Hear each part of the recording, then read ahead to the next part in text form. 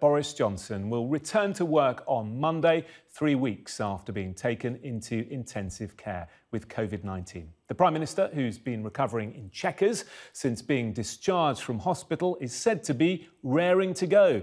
It comes as the government denies there have been mixed messages over the lockdown. Today, the number of people who've died in UK hospitals with COVID-19 was confirmed to have passed 20,000, and the number of people killed with the virus around the world is now more than 200,000.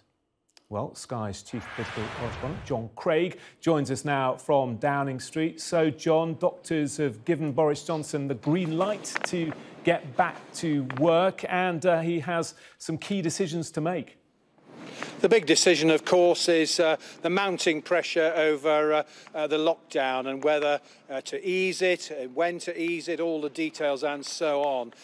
The medical bulletin from the Prime Minister is very encouraging. It's, let's not forget, he spent 7 nights in St Thomas's Hospital, including 3 in intensive care. When he came out, he said it could have gone either way. That was his phrase. It's about a fortnight since he left hospital. He's been recovering at Chequers.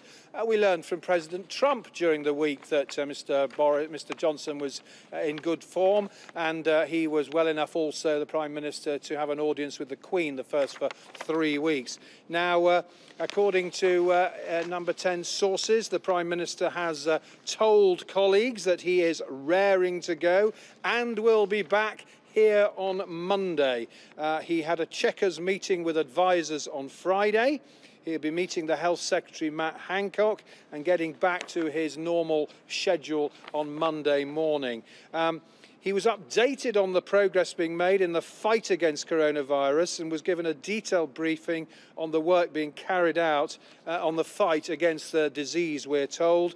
And we're told that this summit marked a tightening of grip from the Prime Minister, who held a series of calls and Zoom meetings with key figures throughout the week. He also hosted a daily video call with the Foreign Secretary, Dominic Raab, who's been his stand-in for the past few weeks, and his Number 10 team at 3 p.m. every day while he was at Chequers, and was briefed on the latest plans. He held lengthy discussions with the Chief Medical Officer, Chris Whitty, and the Chief Scientific Advisor, Sir Patrick Vallance. But he comes back with a real chorus of calls from Conservative Party donors, cabinet colleagues and Conservative backbenchers, senior backbenchers, for an easing of the lockdown. The Sunday Times is reporting that big party donors, Conservative Party donors, are among those demanding an easing of the lockdown to boost the economy. So a lot riding on the next few days.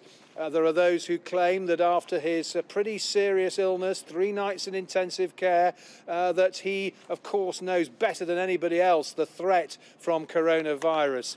The government has been insisting that 5 tests have to be met, ranging from the NHS's ability to cope, the first, to the most serious, of course, the risk of a second peak of the disease. And there are those who believe that Mr Johnson, because of his serious illness, will be less likely to back those ministers, including his next-door neighbour, the Chancellor, Rishi Sunak, who say, look, this is really crippling the British economy, we've got to ease the lockdown.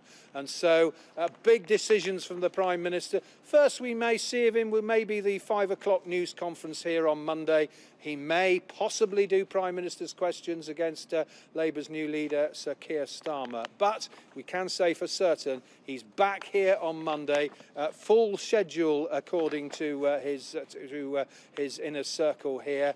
And yes, he's told colleagues he's raring to go.